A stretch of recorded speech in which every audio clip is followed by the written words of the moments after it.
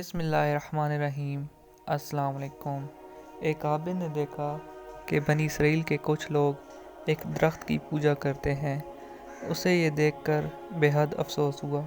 وہ گھر گیا اور اس نے کلہاڑا اٹھایا اور درخت کاٹنے کے لیے چل پڑا۔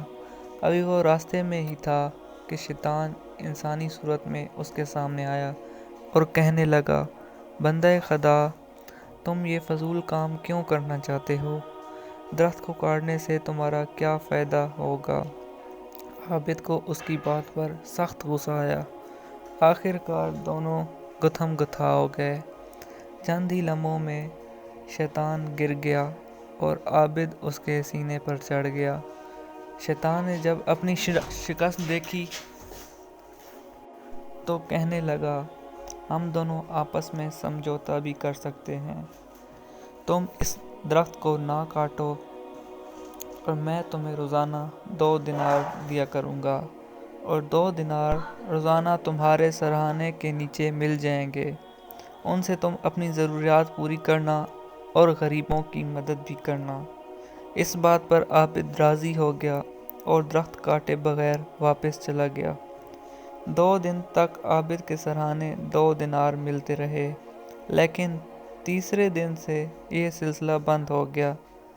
عابد نے کچھ دیر انتظار کیا مگر پھر غصے سے بھرا کلہاڑا اٹھا کر درخت کاٹنے کے لیے چل پڑا۔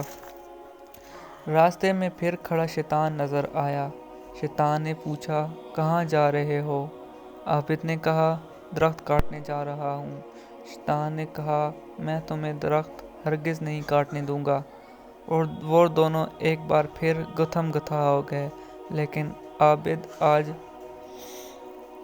شیطان کے سامنے گر گیا اور شیطان اس کے سینے پر چڑھ گیا اور کہا، اگر تم نے درخت کاٹنے کا سوچا بھی تو تمہیں جان سے مار دوں گا۔ عابد نے ڈر کے مارے کہا، میں تم سے وعدہ کرتا ہوں کہ اب درخت کو ہاتھ بھی نہیں لگاؤں گا، بس تم اس کو چھوڑ دو، اور یہ بھی بتاؤ کہ پہلے بار تم ڈھیر ہو گئے، مگر آج تم نے مجھے کیسے ہرا دیا؟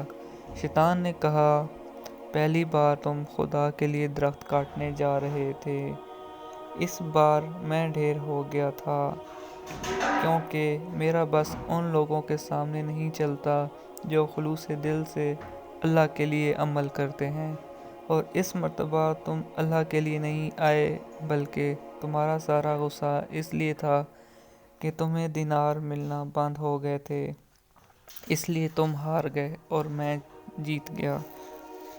امید کرتا ہوں آپ کو یہ ویڈیو اچھی لگی ہوگی، اور اگر ویڈیو اچھی لگی ہے تو لائک کریں اور دوسروں کے ساتھ شیئر کریں۔ ملتے ہیں ایک نئی ویڈیو کے ساتھ، اجازت دیجیے، اللہ حافظ۔